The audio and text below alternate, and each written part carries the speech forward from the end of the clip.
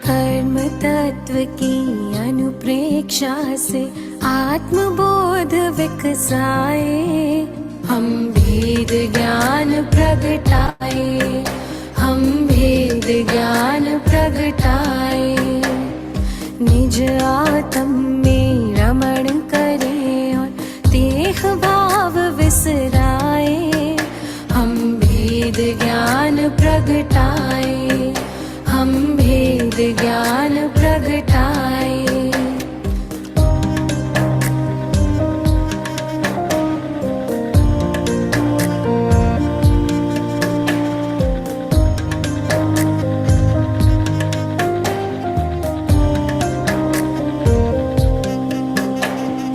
कर्म भिन्न है चेतन क्षीर नीर की भांति, तप का ताप लगे तो बिखरे सोने से जो माटी।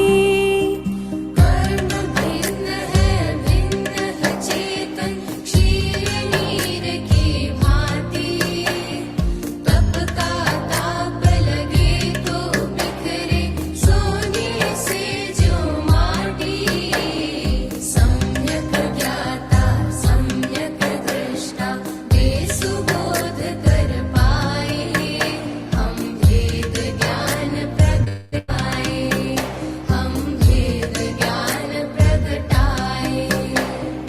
कर्म तत्व की अनुप्रेक्षा से आत्मबोध विकसाए, हम भेद ज्ञान प्रगटाए, हम भेद ज्ञान प्रगटाए।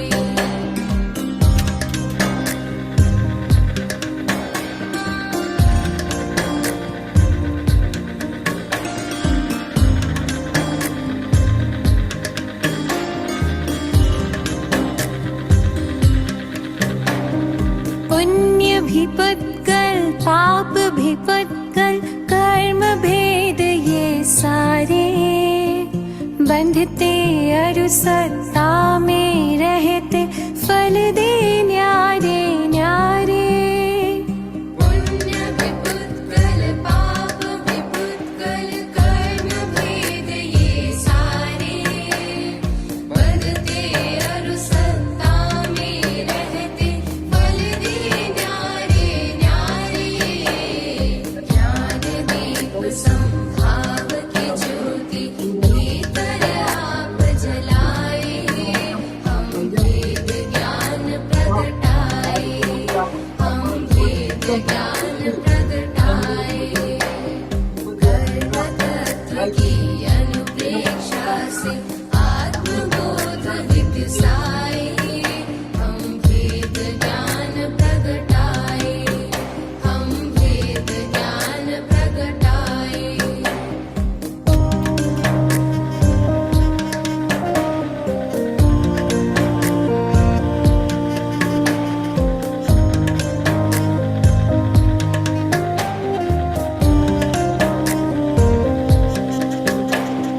राग द्वेष और मोह तमस का आत्मदेव पर डेरा, कर्म प्रज्ञप्ति को तुम जानो होगा शीघ्र सवेरा।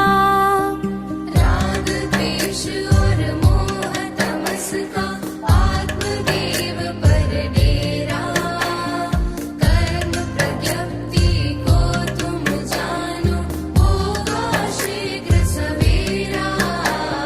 सिंह सत्व की शाश्वत स्वामी शाश्वत धाम को पाए, हम भेद ज्ञान प्रगटाए, हम भेद ज्ञान प्रगटाए। कर्म तत्व की अनुप्रेक्षा से आत्मबोध विकसाए, हम भेद ज्ञान प्रगटाए, हम भेद ज्ञान प्रगटाए, हम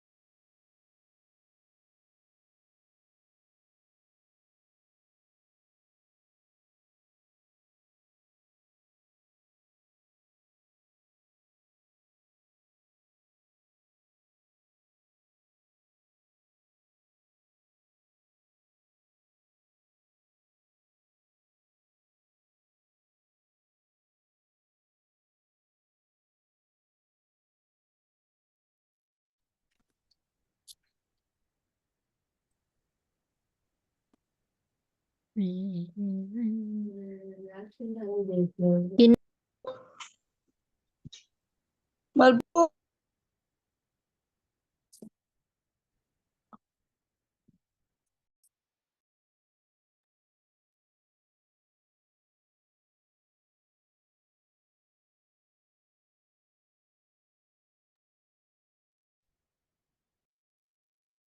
नमो अर्यन्ताणं नमो सिद्धाणं नमो ऐर्याणं नमो वज्रायणं नमो लोय सवसावणं ऐसो पंच नमोकारो सर्वभावपणाश्रो मंगलम च सर्वसिम परमं हवै मंगलम। अहो आचार्य भगवान, अहो उपाध्याय भगवान, आप श्री जी ज्ञान के महासागर हैं। आप हमें अप्रत्यक्ष अनुज्ञा पूर्वक आशीर्वाद प्रदान करें, जिससे हम इस अपूर्व ज्ञान को ग्रहण धारण एवं वितरण करने में समर्थ बने। आप श्री जी की महती कृपा होगी। नमो अर्यन्ताणं। सभी से सादर जय जयंती। आज के क्लास में हमें क्या करना है? पोल्स के डिस्कशन करना है, क्वेश्चंस, या फिर आप लोग को कोई टॉपिक उठाना है? नहीं, फॉल्स के दीदी हमारा पूरे एक- करो ना। दीदी क्वेश्चंस पूरे कर लेते हैं। फॉल्स के क्वेश्चन पूरे करो दीदी। हाँ ठीक है। अभी 8th और 9th चैप्टर हमारा कंप्लीट हो गया है टोटली। अब हमें क्लास की तरफ से मतलब मेरी तरफ से और क्लास में जो डिस्कशन होना है उसकी तरफ से हमारा 8th और 9th चैप्टर हम लोग एक बार के लिए क्लोज कर रहे हैं, अपार्ट फ्रॉम डाउट सॉल्विंग। एक बार प्लीज म्यूट कीजिए ना सभी। डाउट सॉल्विंग अगर किसी के डाउट रहते हैं लास्ट में 8 और 9 में किसी के, अगर तो बात अलग है। उसके अलावा हम 8 और 9 चैप्टर को अभी हम क्लोज करके रख रहे हैं रिवीजन पार्ट ऑफ से। तो अभी हम लेते हैं स्टार्टिंग से फर्स्ट चैप्टर के पोल्स के क्वेश्चन स्टार्ट करते हैं। फर्स्ट मतलब 5th चैप्टर जो 4 टाइप का विपाक वाले हैं। ठीक है, तो चिंतामणि श्री पार्श्वनाथ भगवान की क्या प्लीज सुंदर म्यूट आवाज कीजिए है। इनका।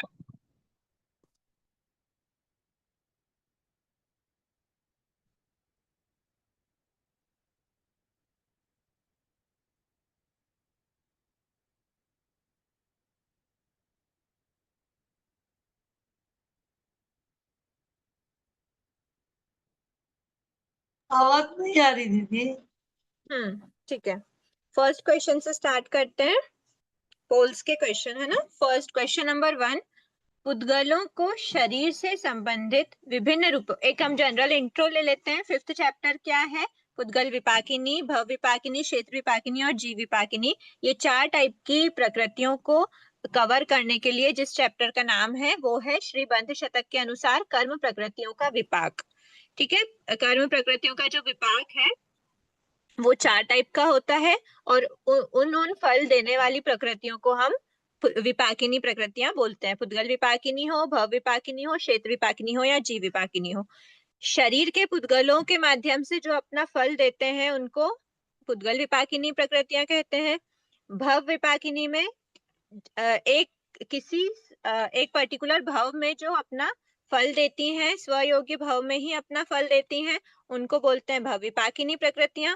क्षेत्र विपाकिनी के लिए हम बोलते हैं किसी क्षेत्र विशेष में। क्षेत्र विशेष का क्या अर्थ हुआ? क्षेत्र जिस क्षेत्र की हम बात करते हैं वो क्षेत्र विशेष है। 3 पॉइंट्स में डिवाइड किया था। पहला पॉइंट तो है एक भाव से दूसरे भाव में जाते हुए, दूसरा पॉइंट है विग्रह गति में, और तीसरा पॉइंट है ओनली कार्बन शरीर का योग एक्टिव होना चाहिए। उस समय पर जो अपना फल प्रदान करती हैं उन्हें क्षेत्र विपाकिनी प्रकृतियां कहते हैं। नेक्स्ट है जीव विपाकिनी प्रकृति, जो डायरेक्ट जीव में ही अपना क्या देती हैं? फल प्रदान करती हैं। सीधा जीव में ही अपना फल प्रदान करने वाली प्रकृतियों को हम जीव विपाकिनी प्रकृतियां कहते हैं। ठीक है, ऐसे पुद्गल विपाकिनी जितनी भी घाती कर्म की प्रकृतियां हैं सभी अपना फल जीव में ही देती हैं। इसलिए ज्ञानावर्णी 5, दर्शनावर्णी 9, मोहिनी कर्म की 28 और अंतराय कर्म की 5, ये 47 घाती कर्म की प्रकृतियां जीव विपाकिनी ही होती हैं। उसके बाद आता है अघाती कर्मों में वेदनी कर्म, गोत्र कर्म। ये 2 की जो प्रकृतियां हैं, वेदनी और गोत्र, ये 2 भी जीव विपाकिनी ही है। वेदनी कर्म की 2 प्रकृतियां और गोत्र कर्म की 2 प्रकृतियां, ये भी क्या है? जीव विपाकिनी। अब क्या बची? आयुष्य कर्म और नाम कर्म। आयुष्य कर्म में चारों ही प्रकृतियां, आयु कर्म की चारों प्रकृतियां भव विपाकिनी है, क्योंकि स्वयोगी भाव में ही उस आयु का उदय होता है।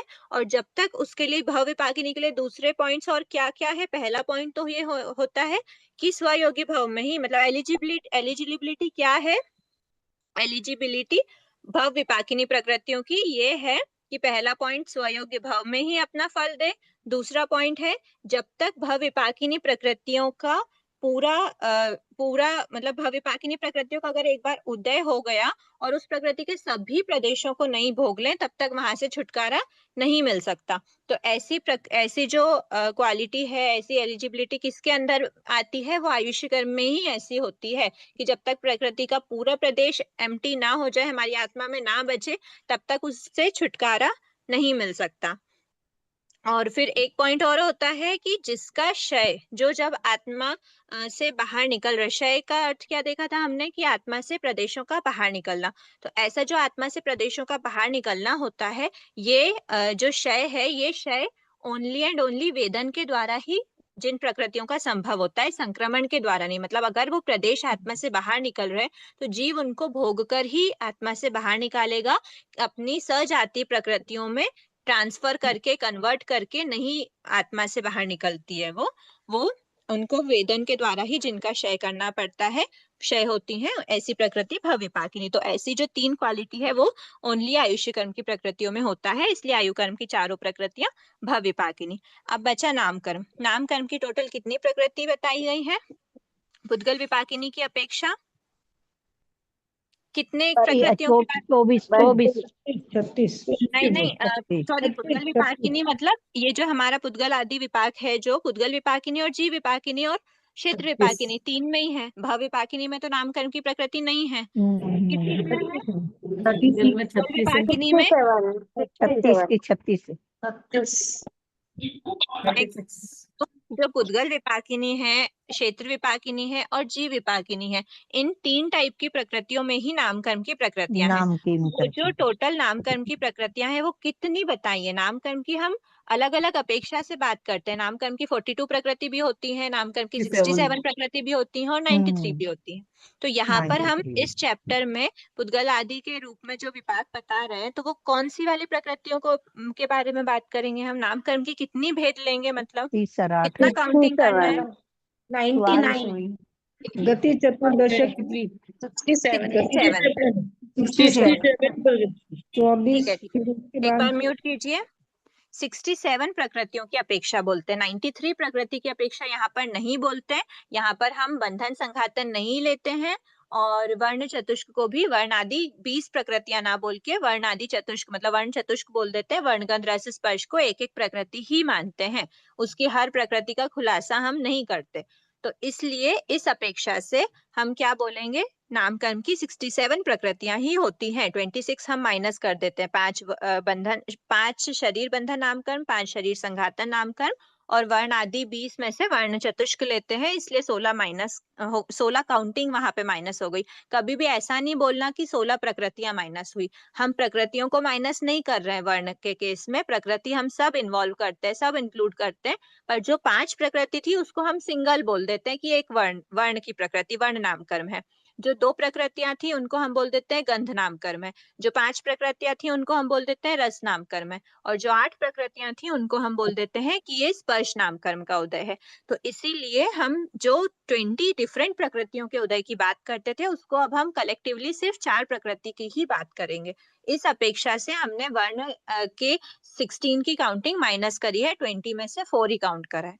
ठीक है, इसलिए ये मत बोलना कभी भी कि प्रकृतियां, वर्ण की प्रकृतियां माइनस कर दी। हम माइनस कुछ नहीं करा है, सिर्फ हमने उनको ग्रुप की काउंटिंग करी है, उनकी इंडिविजुअल प्रकृति की काउंटिंग नहीं करी है। तो इस अपेक्षा से हमारी 26 प्रकृतियां जब माइनस हो जाती है नामकर्म में से, तो 93 माइनस 26 मतलब 67 प्रकृतियों की अपेक्षा हम डिविजन करते हैं पुद्गल विपाकिनी और क्षेत्र विपाकिनी और जीव विपाकिनी में, क्योंकि भव विपाकिनी में तो ओनली आयुष्य कर्म की 4 प्रकृति होती है। फिर नाम कर्म में कितनी प्रकृतियां हैं जो पुद्गल विपाकिनी होंगी? तो नाम कर्म की सभी जितने भी पुद्गल विपाकिनी प्रकृतियां हैं, ओनली एंड ओनली नाम कर्म की ही होती हैं। मतलब कैसे बोलेंगे सेंटेंस को? सभी पुद्गल विपाकिनी प्रकृतियां नाम कर्म की ही हैं। इसी प्रकार हम बोल सकते हैं सभी क्षेत्र विपाकिनी प्रकृतियां नाम कर्म की ही हैं, क्योंकि 4 जो प्रकृतियां, 4 क्षेत्र विपाकिनी प्रकृतियां होती हैं, वो चारों की चारों किसका भेद है? नाम कर्म की प्रकृति, नाम कर्म की ही उत्तर प्रकृति है। फिर जो पुद्गल विपाकिनी 36 बोलते हैं, वो 36 भी सभी की सभी नामकर्म की कौन कौन सी 36 प्रकृतियां पुद्गल विपाकिनी है, तो वो बताया है। सबसे पहले गति चतुर्दशक में देखते हैं। एक बार हम पूरे नामकर्म की सारी प्रकृतियों के बारे में डिस्कस करते हैं और फिर हम देख लेते हैं कि किसमें है क्या क्या। सबसे पहले आता है गति चतुर्दशक में गति 4, नर गति, तिर्यंश गति, मनुष्य गति और देव गति। ये चारों ही गतियां जीव विपाकिनी है, डायरेक्ट जीव में अपना फल देती हैं। नेक्स्ट आता है जाति 5, एकेंद्री, द्विंद्री, त्रिंद्री, चतुरिंद्री, पंचेंद्री। पांचों ही जाति क्या होती हैं? जीव विपाकिनी है, डायरेक्ट जीव में फल देती हैं। यहाँ पर पुद्गलों का, शरीर के पुद्गल का परिणामन ग्रहण नहीं होता।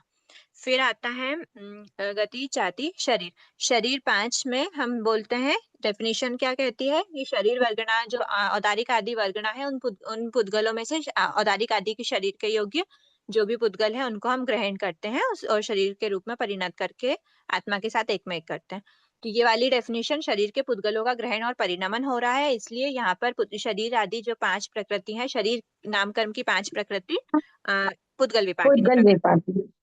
नेक्स्ट आता है शरीर अंगोपांग नामकर्म। शरीर अंगोपांग नामकर्म में भी हम यही बोलते हैं कि शरीर के योगी हमने औदारिक आदि शरीर के योगी जो पुद्गल है उनको अंगोपांग के रूप में हम क्या करते हैं? कन्वर्ट करते हैं, मतलब परिणमन करते हैं। तो यहाँ पर भी पुद्गल विपाकिनी का केस सेटिस्फाई होता है। फिर आता है शरीर बंधन संघातन को हमको लेना नहीं है। फिर आता है सहनन नामकर्म। सहनन नामकर्म में जो डेफिनेशन है, 6 ही सहनन में क्या बोलते हैं कि वज्र, ऋषभ, नाराज आदि के रूप में परिणमन होता है किसका? औदारिक शरीर के पुद्गलों का। ठीक है, तो औदारिक शरीर के जो पुद्गल है उनका परिणमन होने के कारण ये भी पुद्गल विपाकिनी में आ जाती है। सहनन 6 की, मतलब सहनन की 6 ही प्रकृतियां। फिर आता है संस्थान नामकर्म। संस्थान नामकर्म की 6 प्रकृतियां। यहाँ पर भी यही बोलते हैं शरीर के, कौन से शरीर के? औदारिक, वैक्री और आहारक, तीनों शरीर। अच्छा, हम ये भी साथ साथ में डिस्कस कर लेते हैं। शरीर 5 में हम बोलते हैं औदारिक वर्गना के पुद्गल को औदारिक शरीर के रूप में परिणत करना। औदारिक शरीर नामकर्म में कौन सा योग्य पुद्गल लेंगे? कौन से पुद्गलों का परिणमन होता है? वो होता है औदारिक शरीर के पुद्गलों का। फिर वैक्री शरीर नामकर्म में कौन से पुद्गलों का होता है? वैक्री शरीर नामकर्म।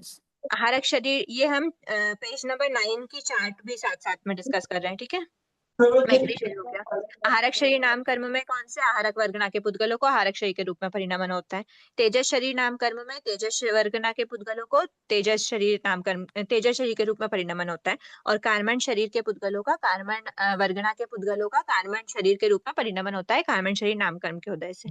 तो पांचों शरीर का हमने डिस्कस कर लिया। अब आता है शरीर अंगोपांग। शरीर अंगोपांग में भी सेम हमको देखना है, औदारिक शरीर के पुद्गलों का औदारिक अंगोपांग के रूप में परिणमन है, तो वो औदारिक शरीर के पुद्गल है। फिर वैक्री शरीर अंगोपांग नामकर्म में वैक्री शरीर के पुद्गल का परिणमन होता है।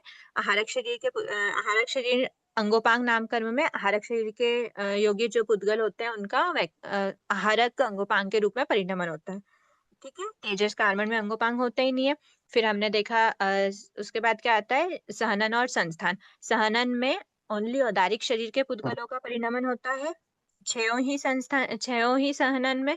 फिर आता है संस्थान नामकर्म। अब संस्थान नामकर्म जो होता है, संस्थान नामकर्म में थोड़ा सा डिफरेंट हो जाता है, क्योंकि संस्थान नामकर्म में जो डेफिनेशन बोलते हैं कि शरीर के योग्य जो पुद्गल है उनको संस्थान, समचतुरस्र आदि संस्थान के रूप में परिणमन करता है। तो वहां पर जिस शरीर की हम बात करते हैं वो शरीर होते हैं औदारिक, वैक्री, आहारक, तीनों ही शरीर की हम बात करते हैं। क्योंकि जो फर्स्ट वाला संस्थान है समचतुरस्र संस्थान, समचतुरस्र संस्थान नामकर्म के उदय में समचतुरस्र संस्थान के योग्य पुद्गल हम कौन सी वर्गना में से, मतलब कौन से शरीर के पुद्गलों को समचतुरस्र के रूप में परिणमन होता है? तो बताया गया है कि एक तो देवता में रहता है समचतुरस्र संस्थान, है ना? तो समचतुरस्र संस्थान देवता में होने के कारण वैक्री शरीर के परिणमन होता है। फिर समचतुरस्र संस्थान टॉप क्वालिटी का संस्थान है, ये मनुष्यों में भी पाया जाता है। जैसे जो भी चरम शरीरी होते हैं, मतलब चरम शरीर की तो हम डायरेक्ट बात नहीं करते, पर जो भी मतलब विशिष्ट पुरुष होते हैं जनरली उनके पास ये टॉप क्वालिटी का उनका जो शरीर होता है, शास्त्रों के प्रमाण के अकॉर्डिंग उनका आकार होता है।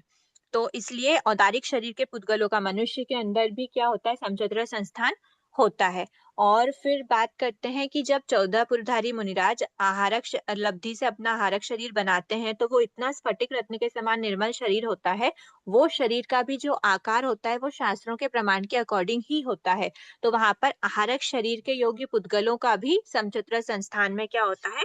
परिणमन होता है। इसलिए समचतुरस्र संस्थान के में कौन से पुद्गलों का ग्रहण और परिणमन होता है? औदारिक, वैक्री, आहारक, तीनों का। फिर आते हैं समचतुरस्र के बाद आता है न्यग्रोध परिमंडल, और बीच के जो चार हैं न्यग्रोध परिमंडल, सादी, वामन और कुब्जक। ये सही ऑर्डर बोला है मैंने? पहले वामन आता है फिर कुब्जक आता है ना? हाँ, पहले नहीं, कुब्जा आएगा, फिर वामन पहले आएगा। कुब्जक फिर वामन। पहले पहले कुब्जक कुब्ज, आता है फिर वामन कुब्ज आता है। वामन। हाँ, फिर होंड। पहले कुब्ज आता है और फिर वामन आता है, क्षमा याचना। ये हो गया मध्यम के जो चार संस्थान है। मध्यम के चार संस्थानों में जो सहनन हो सॉरी जो संस्थान में जो परिणमन होता है पुद्गलों का, वो कौन से पुद्गलों का होता है? तो ये जो मध्यम के चार संस्थान होते हैं, तिर्यंच और मनुष्य को मिलते हैं। ना तो नरक के जीव को मिलता है और ना ही देवता को मिलता है। तिर्यंच और मनुष्य को मिलता है, तो इसमें और आहारक शरीरी जीवों का भी बीच का चार संस्थान उनके नहीं रहते। तो इसीलिए सिर्फ और सिर्फ औदारिक शरीर के ही पुद्गलों का परिणमन बीच के चार संस्थानों में होता है। फिर लास्ट बोलते हैं हुंड संस्थान। हुंड संस्थान में जो परिणमन होता है वो हुंड संस्थान किस किस को मिलता है? मनुष्य और तिर्यंच के तो मिलता ही है। तो मनुष्य और ठीक है। तिर्यंच में हम औदारिक शरीर तो बोल ही सकते हैं, जैसे अभी हमारे अंदर हुंड संस्थान का उदय है। हुंड संस्थान नाम कर्म का हमारे जो औदारिक शरीर के पुद्गल है, उनका परिणमन किस रूप में हो रहा है? हुंड संस्थान के रूप में हो रहा है परिणमन। तो इसलिए हुंड संस्थान औदारिक शरीरी जीव में तो होता ही है, प्लस नरक गति के जीवों में भी हुंड संस्थान ही पाया जाता है। उनका भी शरीर जो है वो शास्त्रों के प्रमाण का 1% भी नहीं होता। ठीक है, तो ऐसा जो शरीर है वो नरक के जीवों में पाया जाता है, वैसा संस्थान उनका। तो उस अपेक्षा से उनमें कौन से पुद्गल का ग्रहण होता है? उनमें तो वैक्री शरीर के पुद्गल का ग्रहण होता है। तो उसी वैक्री शरीर के जिन पुद्गल का उन्होंने ग्रहण किया है, उसका किस रूप में परिणमन करते हैं? वो हुंड संस्थान के हुंड संस्थान के रूप में परिणमन होता है। हुंड जय जितेंद्र संस्थान नाम दीदी, का। एक क्वेश्चन था मेरा। वो आप बोले कि नरक के जीव का हुंड संस्थान, सिर्फ उनका हुंड ही रहता है हमेशा, हाँ, नरक के जीवों का?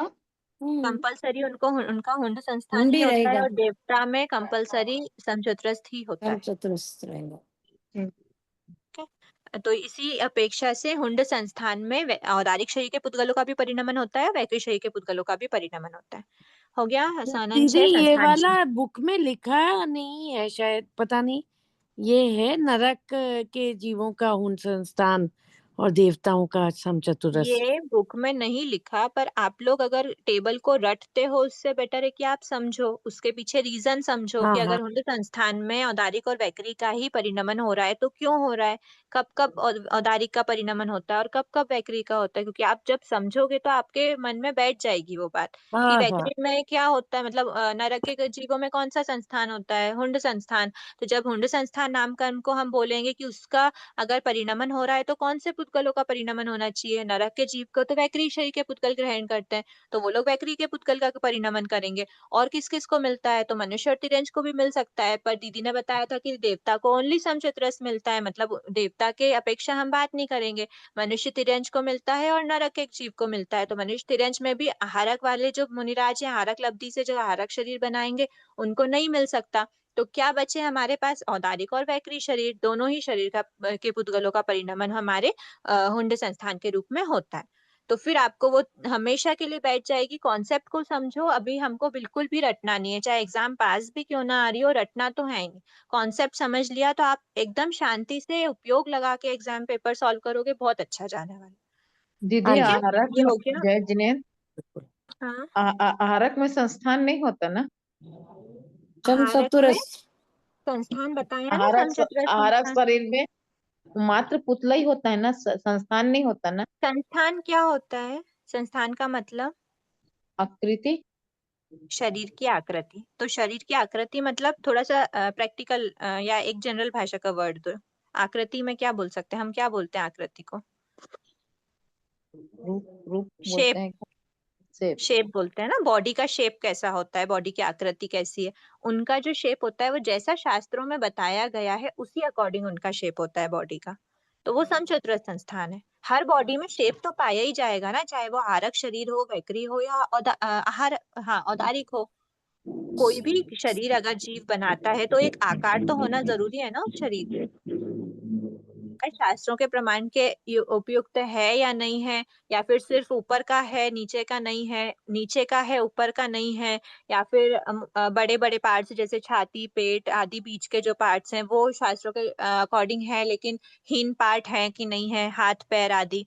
या फिर हो सकता है कि छाती पेट आदि नहीं हो पर हाथ पैर आदि शास्त्रों के प्रमाण के युक्त हो, या फिर कोई भी उनका कोई भी बॉडी पार्ट, कोई भी जो भी बॉडी का कोई भी शेप बन रहा है वो शास्त्रों के अकॉर्डिंग नहीं बन रहा, तो वो हुंड संस्थान। ऐसे 6 टाइप के संस्थान होते हैं। बॉडी का शेप तो हर बॉडी के पास होगा ना, किस शेप की बन रही है वो, फिर शास्त्रों इसमें के तीनों अकॉर्डिंग बन रही पुद्गल है आ या नहीं जाएंगे। बन रही है?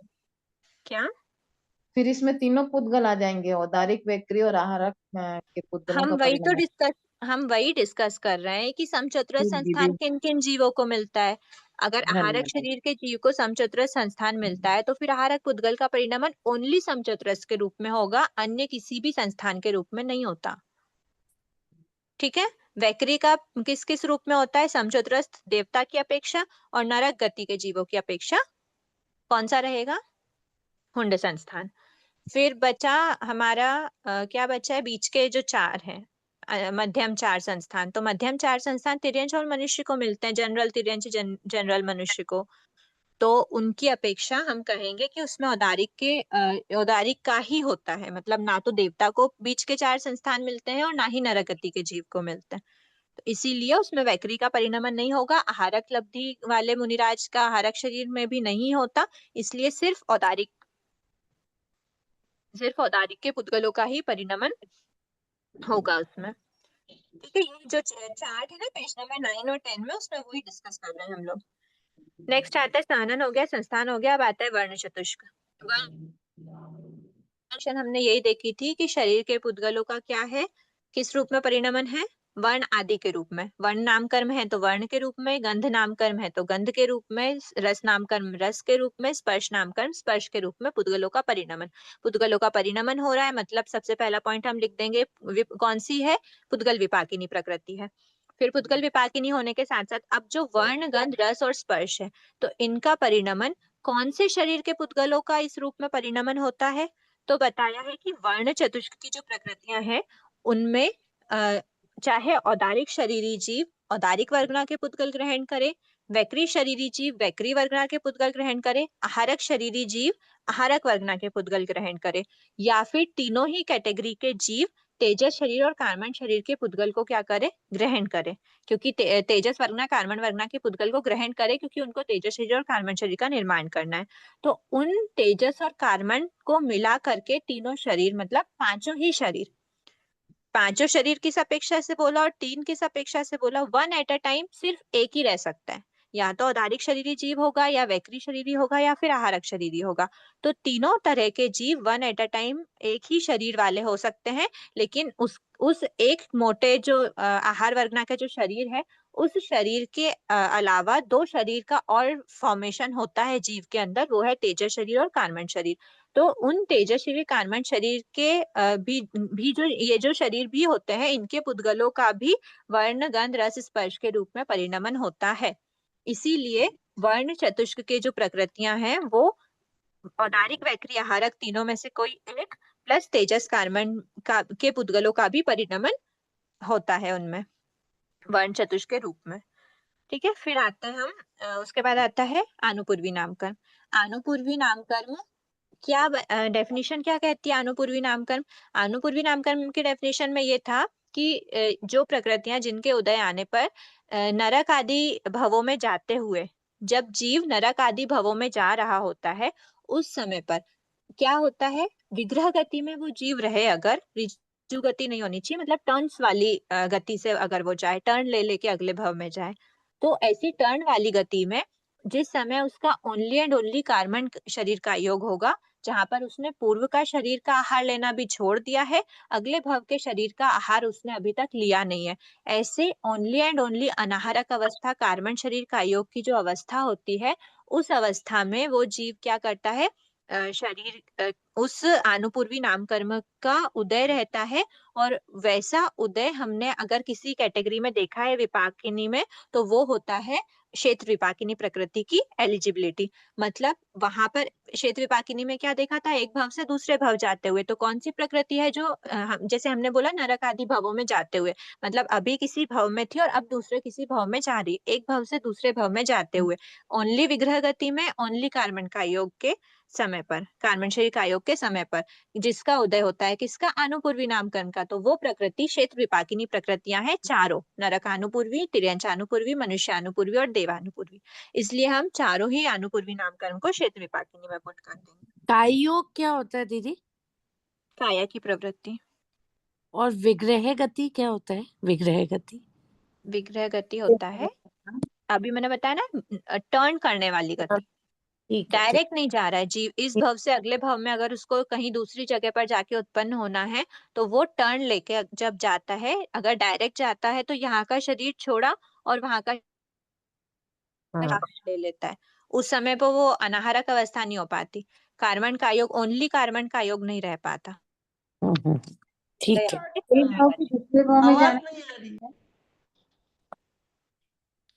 थोड़ा सा आप नेटवर्क में आने की कोशिश करिए, शायद मेरा नेटवर्क एकदम सही दिख रहा है, तो शायद मेरी तरफ से कोई इशू नहीं है, आप एक बार थोड़ा सा कनेक्शन देखिए, आपको मिल जाएगा। हाँ, कोई कुछ डाउट पूछ रहे थे?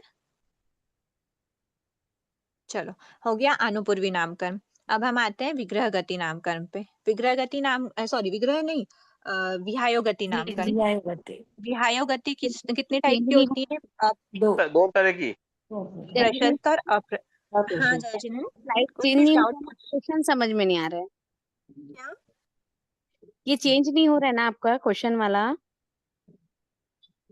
चेंज अभी तो हम लोग जनरल वो रिवीजन कर रहे हैं, अभी हम क्वेश्चंस पे आए नहीं है। मैं क्वेश्चन हटा दूं क्या अभी? हाँ वही मैं बोल रही थी, मैं हमको डाउट हो रहा था थोड़ा सा। आवाज नहीं आ रही दीदी।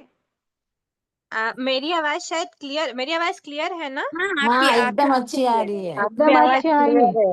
मेरी आवाज क्लियर है, जिनके हाँ नेटवर्क क्लियर की है, कोई आवाज दिक्कत है तो ना, क्लियर तो है। आप अगर आपके कोई नेटवर्क की दिक्कत है तो आप एक बार देखिए। नहीं नहीं, आवाज क्लियर है, मेरे को लगा क्वेश्चन आंसर का क्वेश्चन चल रहा है करके बोल रही थी मैं। हाँ देखिए, अभी क्वेश्चन आंसर नहीं, अभी हम जनरल डिस्कशन कर रहे हैं, सारा पूरे चैप्टर का डिवीजन चल रहा आवाज था, फिर उस नहीं आ हिसाब से रही। प्लीज आप एक बार अपने आप को या तो रीजॉइन कर लिए, क्लास लीव करके वापस ज्वाइन करिए, नेटवर्क में आइए तो शायद आपको आवाज आ जाए।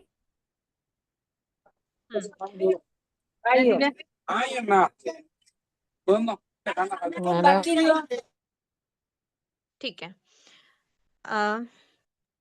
हाँ, ये हो गया विहायो गति। हाँ, विहायो गति जो नामकरण है वो त्रस जीवों के शरीर के हलन चलन आदि क्रियाएं डिसाइड करती है अच्छी है या बुरी है।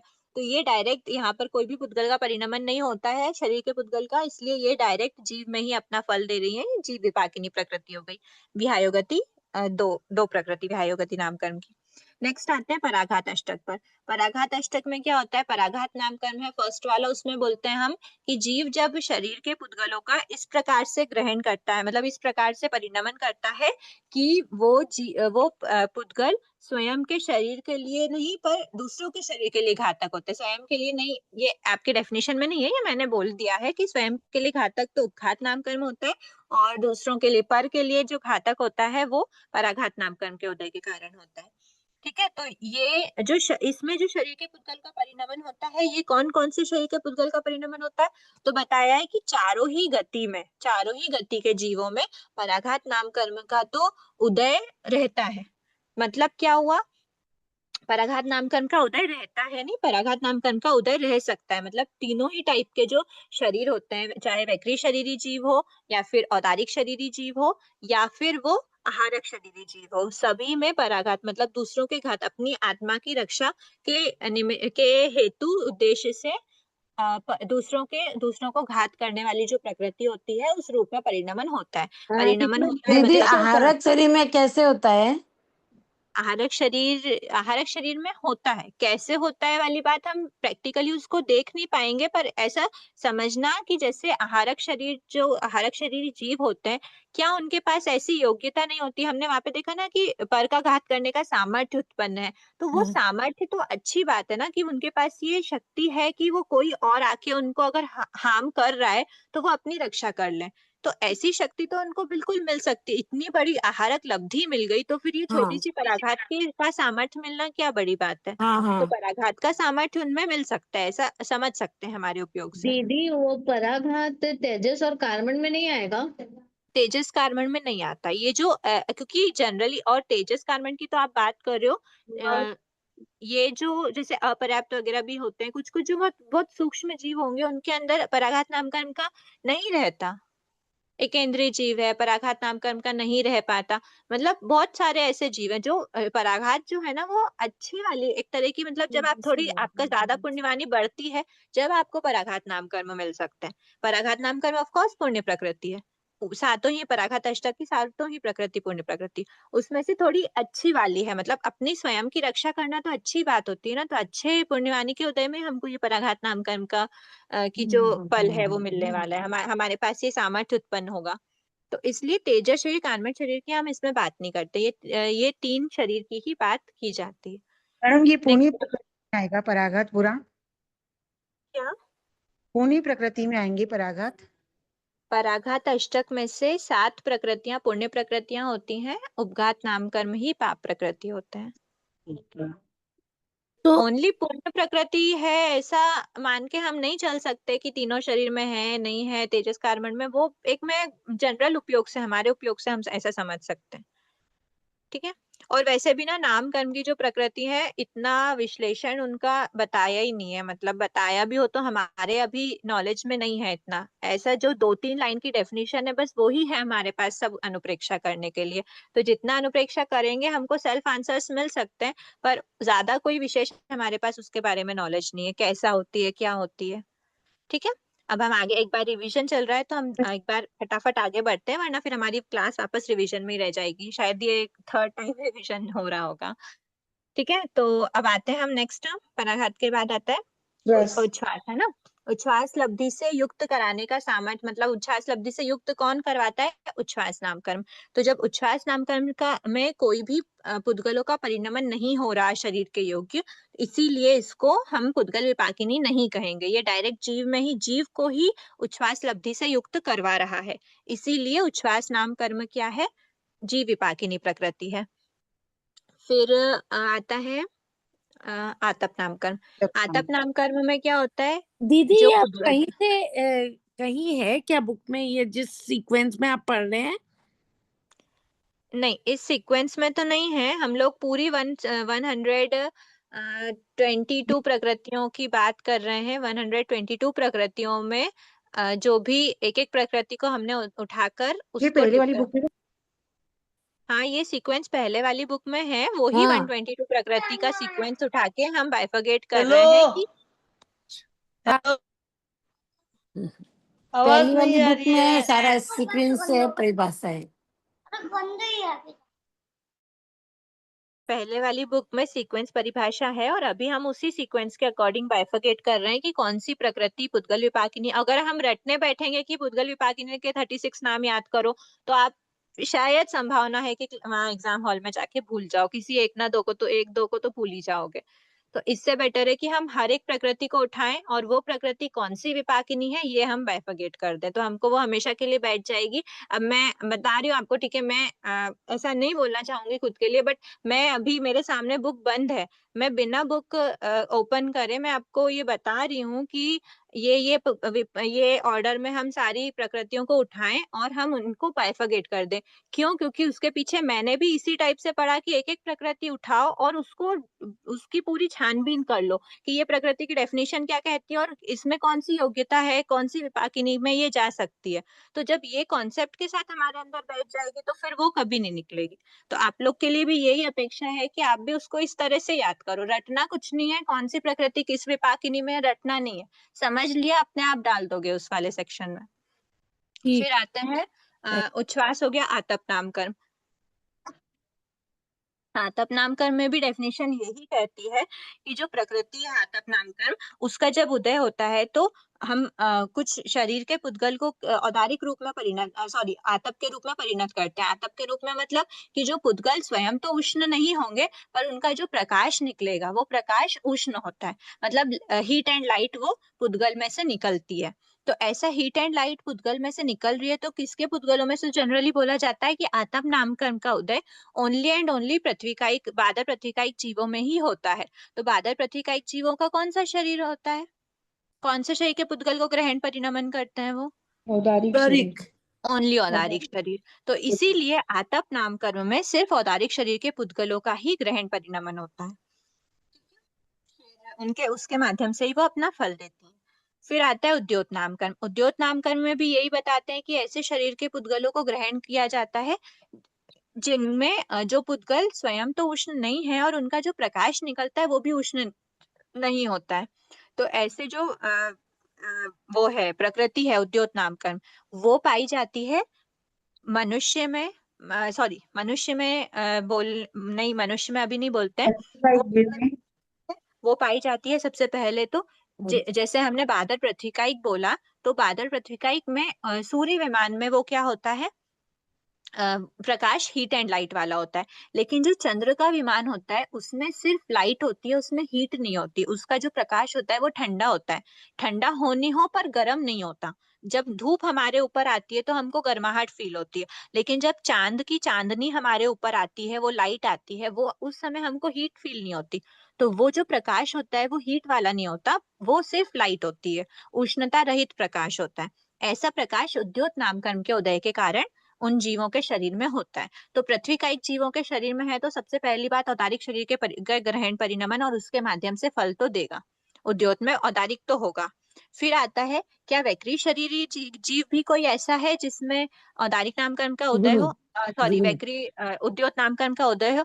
औदारिक में एक बात और होती है, जुगनू होता है। जिस प्रकार जुगनू में भी उसके बॉडी में से लाइट निकलती है, तो वो लाइट भी जो प्रकाश भी होता है वो प्रकाश कैसा होता है, ठंडा होता है, मतलब उष्ण नहीं होता, उष्णता रहित प्रकाश होता है। फिर आते हैं वैक्री शरीरी जीव।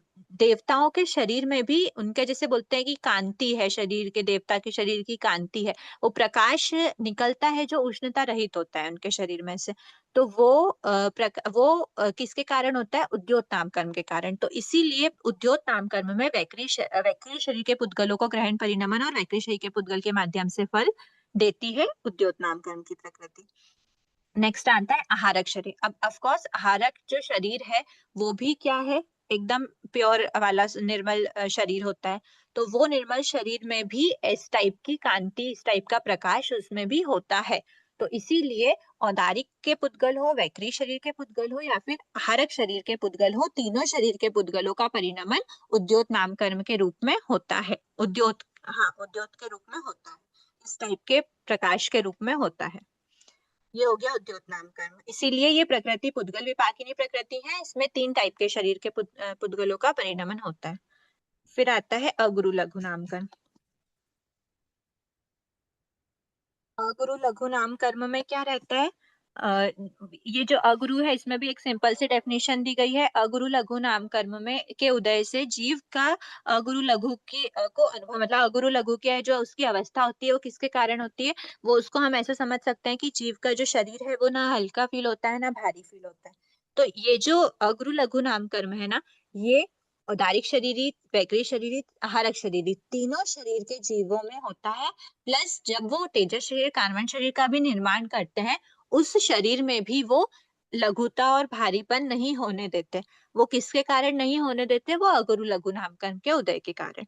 इसीलिए अगुरु लघु के रूप में परिणमन कौन से पुद्गलों का होता है, तो 5 ही टाइप के पुद्गलों का परिणमन होता है। लेकिन एक जीव में वन एट अ टाइम एक ही शरीर हो सकता है, तो उनके मैक्सिमम 3 शरीर के पुद्गलों का ग्रहण और परिणमन अगुरु लघु के रूप में होता है। ठीक है। फिर आता है अगुरु लघु तीर्थंकर नाम कर्म। तीर्थंकर नाम कर्म किस पे अपना फल देगी, डायरेक्ट जीव पर। तो डायरेक्ट जीव पर अपना जीव फल पर, देती है। जीव पर, डायरेक्ट जीव जीव पे विपाकिनी, अपना फल देगी। जीव विपाकिनी प्रकृति होगी।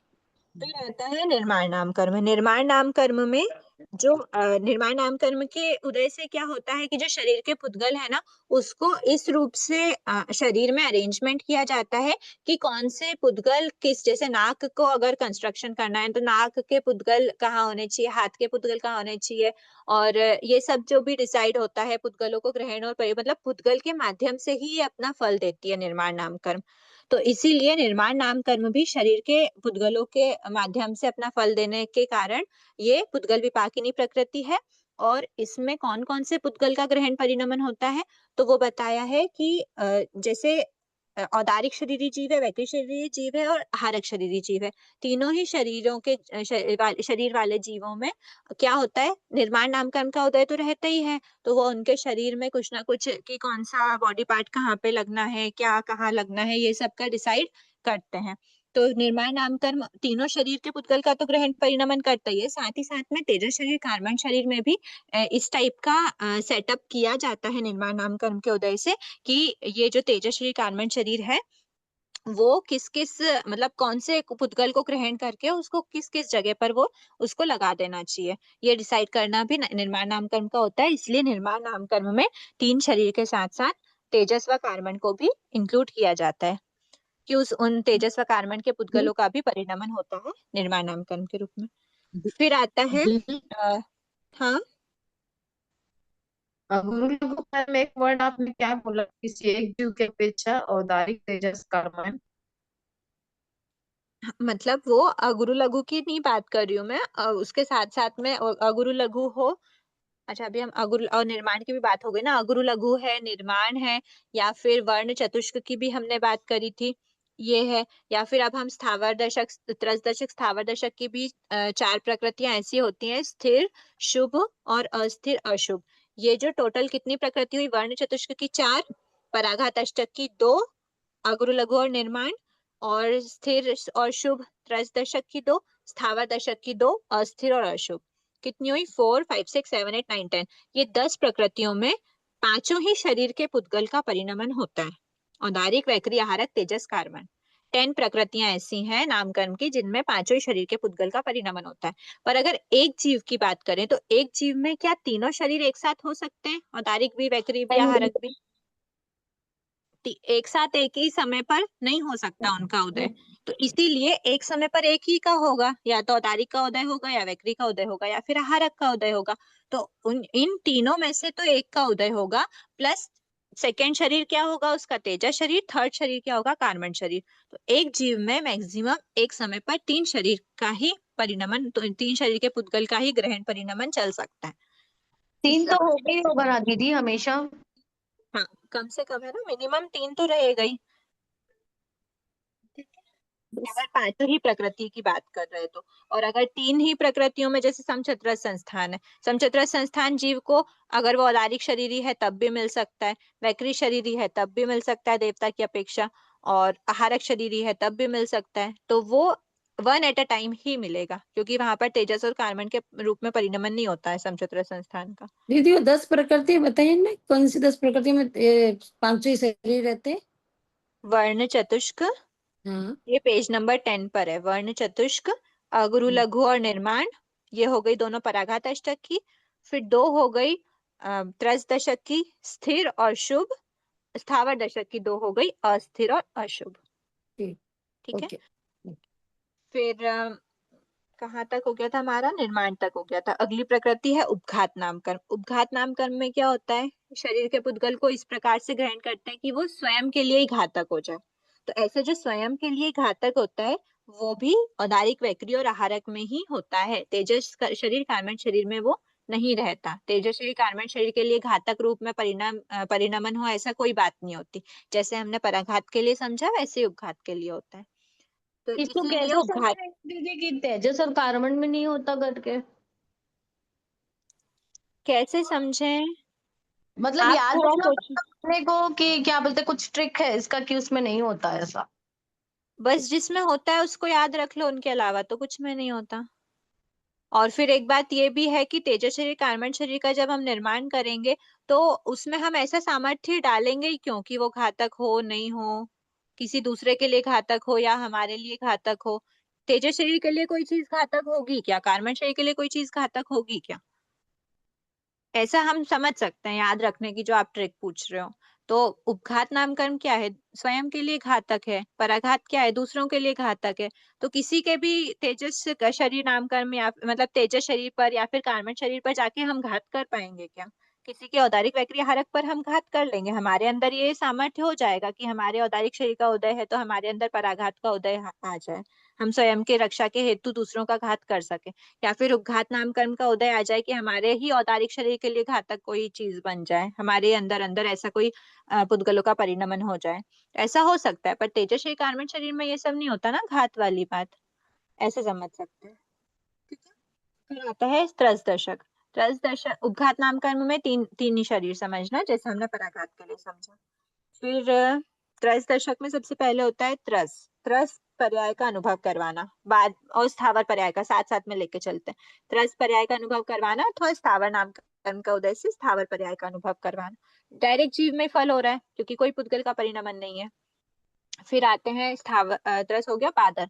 बादर नामकर्म, और यहाँ पर बादर के अपोजिट होता है सूक्ष्म। बादर नामकर्म में बादर पर्याय का अनुभव करते हैं। इंद्रियों द्वारा जाना जा सकता है, नहीं जाना जा सकता। ये पर भी कोई भी पुद्गल का परिणमन नहीं होता। बादर पर्याय का या फिर सूक्ष्म पर्याय का अनुभव कराने वाला जो कर्म है नामकर्म, वो डायरेक्ट जीव पर ही अपना फल प्रदान करता है।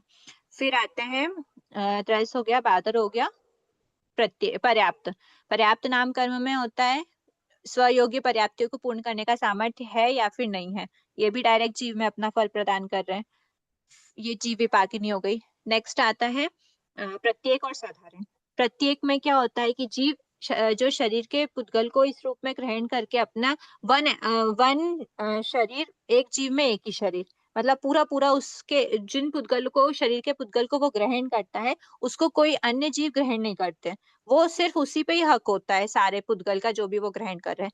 तो यहाँ पर पुद्गल के ग्रहण करने की बात आ रही है। और साधारण में क्या होता है, जिस पुद्गल को वो ग्रहण करता है वो अनंत जीव भी सेम पुद्गल को ही ग्रहण कर रहे होते हैं। तो वहां पे शेयरिंग होती है, एक ही शरीर के पुद्गल की, एक ही शरीर की शेयरिंग होती है।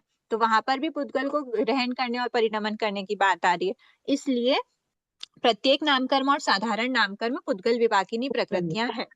ठीक है। अब ये जो प्रत्येक और साधारण है, तो देखो जब साधारण नामकर्म का उदय आता है, मतलब एक ही शरीर में अनंत जीव हो, ऐसा कौन से केस में हो सकता है? सिर्फ आलू। वनस्पति के केस में होता है।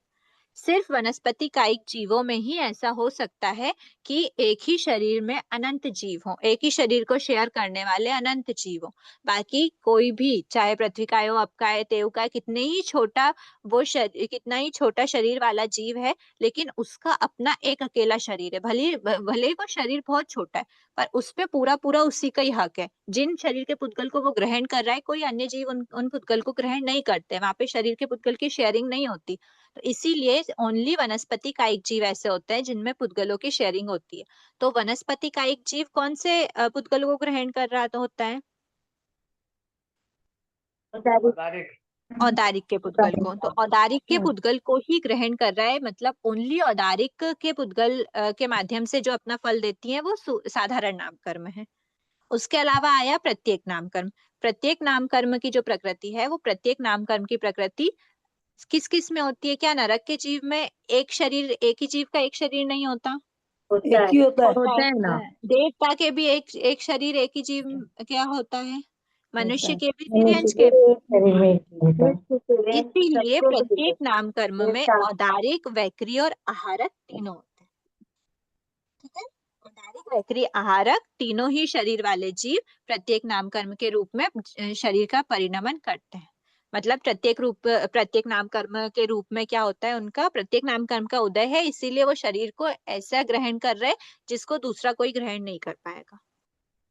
फिर आता है प्रत्येक साधारण हो गया, दीदी स्थिर अस्थिर। जो है, जब जब मतलब जब मनुष्यों में भी जैसे बेबी होने वाला होता है, तब तो फिर एक शरीर में दो जीव भी रहते हैं, लेकिन वो एक ही टेम्परेरी शरीर में नहीं होते, उनका वो शरीर का अलग निर्माण करते हैं। हमारे शरीर में से भले ही वो कुछ प्रोटीन ये वो सब जो भी वो मतलब उसमें से लेते हैं, ऐसा बोलते हैं कि वो लेते हैं, पर पूरे लोक में से वो जो शरीर के वर्गना को ग्रहण कर रहा है, तो वो गर्भ में वो लोक में से जो पुद्गल है उन्हीं को ग्रहण करके अपना शरीर बनाता है। अच्छा वो अच्छा उसका शरीर बनाता है, और जिस शरीर के पुद्गल को वो जीव ग्रहण कर रहा होता है, गर्भ के अंदर वाला जीव, उसको उसकी माँ ग्रहण नहीं कर रही होती। वो अपना शरीर के पुद्गल का अलग ग्रहण कर रहा होता है, परिणमन कर रहा होता है, और उसकी जो माँ है वो अलग पुद्गलों को ग्रहण कर रही होती है। और जिन पुद्गलों को माँ ग्रहण करती है, गर्भ का जीव नहीं ग्रहण कर रहा होता उन पुद्गलों को। तो दोनों अपने अपने कर्मों के हिसाब से ग्रहण कर रहे होते हैं सेपरेटली। सेपरेटली। अच्छा, तो ये तो दीदी वनस्पति का एक में भी नहीं एप्लीकेबल होगा कि भले ही मतलब एक ही शरीर में बहुत जीव देखने को आते हैं, लेकिन सभी प्रत्येक, देखो वनस्पति कायिक में दो ही भेद होते हैं, प्रत्येक भी होता है, साधारण भी होता है। अगर आम की बात करें, आम की गुठली में एक ही जीव होगा, तो वो हाँ एक ही जीव है, एक ही जीव का एक ही शरीर है। पूरा आम का जितना स्ट्रक्चर है, आम की गुठली हम्म, है, रस है, गूदा है, हम्म, छिलका है, जो भी है, सब अच्छा कुछ क्या है, हाँ ओनली एंड ओनली एक ही जीव के अंडर में है। पर वहीं साधारण की बात करते हैं, जैसे हम आलू की बात करें या फिर साधारण नामकरण जिसमें भी उदय में रहता है, एक जीव में अनंत एक शरीर मतलब ऑलरेडी उस आलू के, अगर हम बात करते हैं, उस आलू पूरे एक आलू में अनंत शरीर होते हैं। अनंत शरीरों से, छोटे छोटे छोटे छोटे शरीरों से मिलके बना होता है एक शरीर। और ऐसा एक शरीर बनने मतलब ऐसा एक शरीर नहीं, एक आलू बनता है। ऐसे अनंत शरीर बने हैं, अनंत शरीरों में भी अनंत जीव है। नहीं, असंख्यात शरीर होते हैं ना, अनंत जीव होते हैं। अनंत जीव होते हैं, हम देखो असंख्य शरीर होते हैं, और उस असंख्य शरीर में एक एक शरीर में अनंत। एक ही चीज है। हाँ, जो साधारण वनस्पति होती है, निगोद के जीव होते हैं, निगोद के जीव बोलते हैं ना साधारण वनस्पति को। अगर मेरी मिस्टेक हो ना तो आप करेक्शन करवा देना ना। जो निगोद के जीव होते हैं उनमें एक ही शरीर मतलब असंख्य शरीर बने हुए होते हैं, असंख्य शरीर का एक स्ट्रक्चर फॉर्म होता है, और हर शरीर में अनंत जीव उस एक ही शरीर में प्रेजेंट होते हैं। मतलब एक ही शरीर को अनंत जीव उस शरीर के पुद्गल को ग्रहण कर रहे होते हैं, सेम पुद्गल को। ठीक है, ये हो गई हमारी, थोड़ा लंबा डिस्कशन ना लेते हुए एक बार हम पुद्गल विपाकिनी जीव विपाकिनी पे आते हैं, क्योंकि टाइम अप हो रहा है, हम पोल के क्वेश्चन डिस्कस नहीं कर पाए। हो गया साधारण नाम। नेक्स्ट आता है स्थिर और अस्थिर। स्थिर मतलब शरीर के पुद्गल को जो परिणमन होता है वो स्थिर रूप में होता है, जैसे कि दांत आदि है, दांत है, बोन्स हैं, इनका क्या है, एकदम स्थिर वाले रूप में परिणमन हुआ है। शरीर, औदायिक शरीर के पुद्गल थे वो, और हमारी टंग में भी औदायिक शरीर के ही पुद्गल है, पर टंग का मसल्स का फॉर्मेशन कैसा हुआ, लचीलापन है, अस्थिर है उसके पुद्गल। तो ऐसे स्थिर और अस्थिर दोनों में शरीर के पुद्गल का परिणमन है, इसीलिए ये प्रकृतियां पुद्गल विपाकिनी है, स्थिर भी और अस्थिर भी।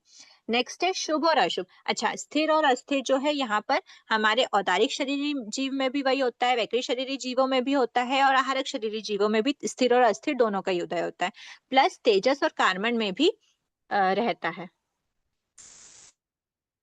स्थिर का उदय रहता है तेजस शरीर कार्बन शरीर में भी। मतलब तेजस शरीर कार्बन शरीर भी जब फॉर्म होता होगा तो उसके भी पुद्गल इस टाइप से अरेंज्ड होते होंगे। कुछ पुद्गल एकदम हार्ड वाले मतलब हार्ड स्थिर के रूप में रहते होंगे, और कुछ एकदम लचीले होते होंगे अस्थिर के रूप में। नेक्स्ट तो आता है कुछ शुभ और एग्जाम्पल अशुभ। मिल सकते हैं क्या दीदी, जैसे ये तेजस और कार्बन के लिए ये स्थिर और हम अस्थिर का? हमारे पास ना औदारिक का लाइव एग्जांपल हम खुद है। वैक्री का एक बार हम इमेजिन कर लें, आहारक का शरीर के बारे में बताया जाता है, पर ये हमें नहीं पता ना कि तेजस शरीर और कार्बन शरीर होता कैसा है एग्जैक्टली। अगर हमें पता चल जाता है तो फिर हम उसको इमेजिन करेंगे। तो दीदी वो जैसे यहाँ पे ना कार्बन बोलते हैं, तो जो कार्बन वर्गना के पुद्गल और ये कार्बन एक ही है क्या? सेम है, कार्बन वर्णा के पुद्गल ग्रहण करके ही कार्बन शरीर बनता है। पुद्गल पूरे लोक में फैले हुए हैं, उसमें से एक रेंज होती है कार्बन वर्गना, और उस कैटेगरी में से जब हम पुद्गल को ग्रहण करके हमारे शरीर का निर्माण करते हैं तो वो शरीर बनता है हमारा कार्बन शरीर। सेम चीज है वो। ठीक है, अभी हम आते हैं। प्लीज आप लोग ना एक बार थोड़े से जो आपके जनरल डाउट्स हैं, मैं मानती हूँ जिज्ञासाएं होती हैं, अनुप्रेक्षा करते हैं पढ़ते पढ़ते, लेकिन एक बार थोड़ा सा क्लास के टाइमिंग का, और रिवीजन क्लास चल रही है, specially second third time revision हो रहा है, और मेन उद्देश्य हमारा पोल का क्वेश्चन है, तो उस हिसाब से हमको थोड़ा सा टाइम को देखते हुए क्वेश्चन पूछना चाहिए। ठीक है, आप नोट करिए, आप पर्सनल मेरे को व्हाट्सएप कर दीजिए, आप वो ज्यादा बेटर होगा। ठीक है, तो आपकी जिज्ञासा का समाधान भी हो जाएगा, क्लास में भी दिक्कत नहीं होगी। फिर आते हैं, वो एक फ्लो बिगड़ जाता है क्लास का, क्या चल रहा था वो ध्यान में आना मुश्किल हो पाता है। नेक्स्ट आता है शुभ और अशुभ।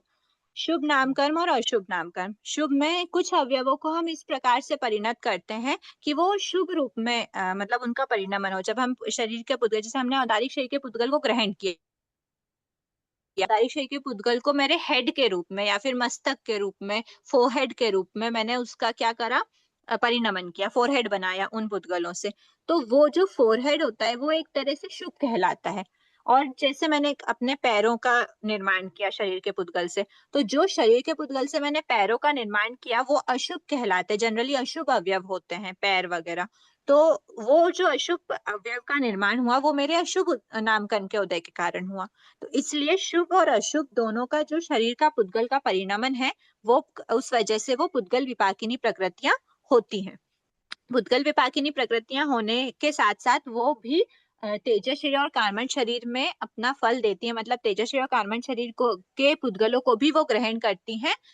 ये भी आप प्लीज बाय हार्ट कर लीजिए अभी के लिए, कि स्थिर अस्थिर हो या शुभ अशुभ हो, चारों ही प्रकृतियां, पुद्गल विपाकिनी प्रकृतियां क्या है, तेजस्वी और कार्बन शरीर नामकर्म में भी है। में कुछ में भी तेजस शरीर कार्बन शरीर नहीं होता, बट तेजस शरीर कार्बन शरीर में 10 प्रकृतियों का तो उदय रहता ही है, मतलब उनके रूप में परिणमन होता है। फिर आते हैं स्थिर अस्थिर शुभ अशुभ हो गया, सुभग और दुर्भग, सुस्वर दुस्वर, आदे अनादे, यश। सुभग दुर्भग में क्या होता है, सौभाग्य से युक्त होता है, और दुर्भाग्य, लक और bad luck, good luck bad luck वाले पॉइंट्स आ जाते हैं। ये डायरेक्ट जीव में ही अपना फल दे रहे हैं कि जीव के गुड लक का उदय है, बैड लक का उदय है, वैसा समझ सकते हैं। फिर आता है फिर क्या है, सुस्वर दुस्वर। सुस्वर दुस्वर में भाषा वगना के पुद्गल को ग्रहण करते हैं और उसको भाषा के रूप में कन्वर्ट करते हैं। उसकी भाषा में मधुरता है या कठोरता, कर्कशता, तो वो परिणमन तो हो रहा है, बट वो भाषा वर्गना के पुद्गल का हो रहा है। इसीलिए हमने पुद्गल विपाकिनी में क्या कहा, शरीर आदि से रिलेटेड होना चाहिए। जो परिणमन हो रहा है शरीर को ग्रहण करके शरीर आदि के रूप में परिणमन होना चाहिए। शरीर के योग्य जो भी बॉडी पार्ट्स वगैरह हैं या जो भी हेल्पफुल प्रकृति हैं जो शरीर के निर्माण का कार्य करती हैं, तो ऐसी प्रकृतियां में उनका हम उनको इंक्लूड नहीं कर सकते। इसीलिए सुस्वर टुस्वर नामकर्म को पुद्गल विपाकिनी में ना रख के डायरेक्ट जीव में ही अपना फल देती हैं, जीव में अपना फल देती हैं। तो इसलिए जीव की जो स्वर है, भाषा है, उसमें मधुरता या फिर कठोरता आती है, कर्कशता आती है। नेक्स्ट आता है आधे और अनाधे। आधे मतलब ग्रहण करने योग्य, जीव की पोजीशन, जीव की अवस्था ऐसी होती है कि उसको वो ग्रहण, सभी लोग उसको ग्रहण करें, एक्सेप्टेबल पोजीशन होती है। लेकिन वहीं अनाधेय मतलब उसको ग्रहण नहीं कर सकते। उस जैसे नैरेक के जीव होते हैं, जो नैरेक जीव होते हैं, नैरेक जीव को जनरली सब बाहर किया जाता है, वैसा मतलब उनको एक्सेप्टेबल, इजिली एक्सेप्टेबल जैसे जीव नहीं होते वो नरक के जीव जो होते हैं। इसीलिए उनके अंदर अनादे नाम कर्म का उदय होता है। यहाँ पर भी कोई पुद्गल परिणमन नहीं है, ये डायरेक्ट जीव में ही अपना फल दे रहे हैं कि जीव की अवस्था कैसी होगी, ग्रहण करने योग्य होगी या नहीं होगी। आधे अनाधे। फिर आता है यशः कीर्ति, अयशः कीर्ति। यशः कीर्ति नाम कर्म के उदय से जीव को यश, कीर्ति, मान, सम्मान मिलता है, और अयशः कीर्ति मतलब उसकी यश कीर्ति नहीं फैलती, नहीं मिलता उसको, यश कीर्ति का मान सम्मान नहीं मिलता। तो ये भी डायरेक्ट जीव में ही अपना फल प्रदान करे। अब हमने जब ओवरऑल देखेंगे तो पुद्गल विपाकिनी 36 प्रकृतियां कौन सी हुई, शरीर 5, शरीर अंगोपांग 3, फिर आता है सहनन 6, संस्थान 6 और वर्ण चतुष्क। ये तो हो गई हमारी गति चतुर्दशक में।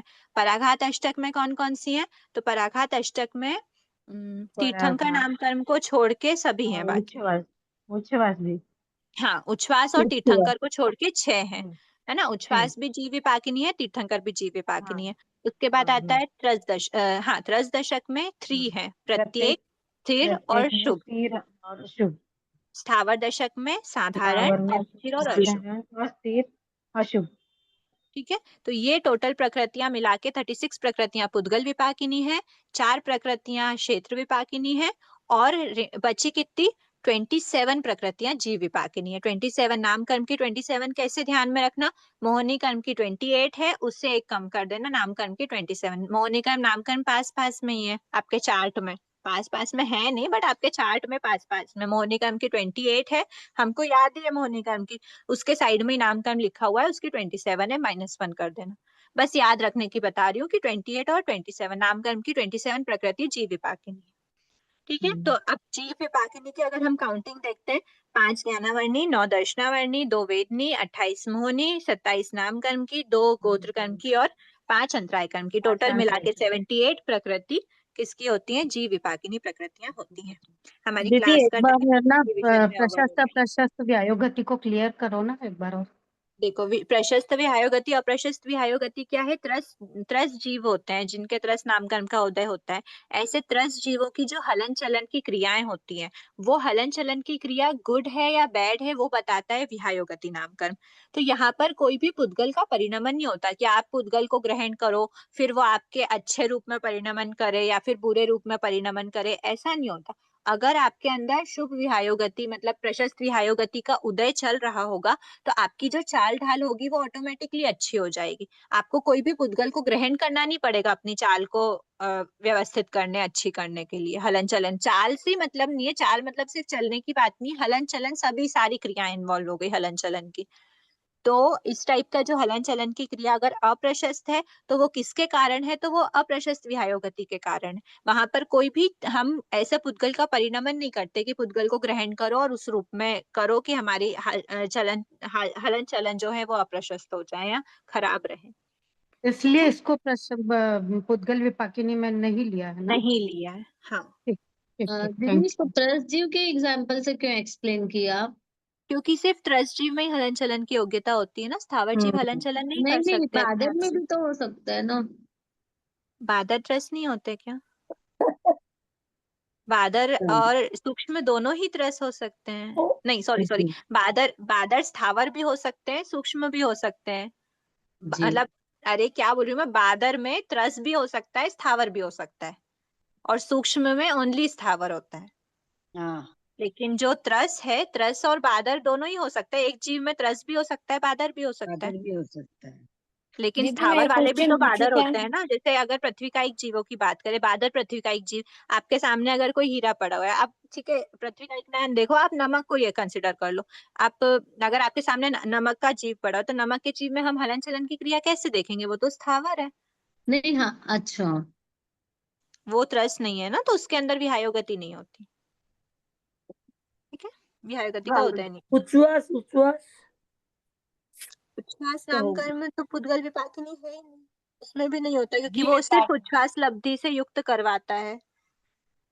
दीदी ये केंद्रीय उच्छ्वास निश्वास लेने में कार्य करती है ना।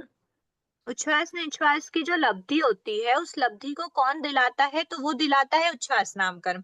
और उच्छ्वास और निश्वास कैसे ले पाता है जीव, जब उसके उच्छ्वास लब्धि मिलेगी। तो वो इनडायरेक्ट है, डायरेक्ट कनेक्शन नहीं, डायरेक्ट पुद्गल को ग्रहण करके परिणमन नहीं करवा रहा है, वो इनडायरेक्टली सिर्फ आपको ये सामर्थ्य दिला रहा है कि आप कर सकते हो उच्छ्वास निश्वास। अब आप कर रहे हो नहीं कर रहे हो आपकी उच्छ्वास लब्धि से, वो सेकेंडरी थिंग है। उसका काम वहीं तक है कि वो उच्छ्वास लब्धि से आपको युक्त करवा देगा। अच्छा ठीक है, आज हम लोग वो नहीं कर पाए, एक बार हमने पूरा रिवीजन ले लिया है, एक बार पोल्स के दीदी डिस्कशन करेंगे दीदी क्वेश्चन तो। एक मिनट दीदी, ये जो एकेंद्रीय और पंचेंद्रीय में 20 कोड़ा कोड़ी सागरोपम की वो बताई ना स्थिति, तो एकेंद्रीय तो पाप प्रकृति है ना और पंचेंद्रीय पुण्य प्रकृति है ना, तो ये 20 कोड़ा कोड़ी दोनों को क्यों दिया? तो ऐसा कहीं लिखा है क्या कि पुण्य प्रकृति में हाईएस्ट नहीं हो सकती? नहीं नहीं, जैसे एकेंद्रीय और पंचेंद्रीय की सेम रह सकती है यूं। हाईएस्ट प्रकृति तो बांध ही सकता है ना। नरक का जीव क्या होता है, नरक के जीव की भी 33 सागरोपम की अच्छा आयु उसी हो अपेक्षा सकती से है। लेना है ना, नरक के जीव की देवता अपेक्षा से। किसी अपेक्षा से नहीं बोला है, मैं आपको एग्जाम्पल दे रही हूँ कि देवता के अंदर भी 33 सागरोपम की आयु हो सकती है, नरक के अंदर भी 33 सागरोपम की आयु हो सकती है। तो अब हम ऐसे थोड़ी कह सकते कि पुण्य है और पाप है तो इक्वल कैसे हो गई या कम ज्यादा होनी चाहिए।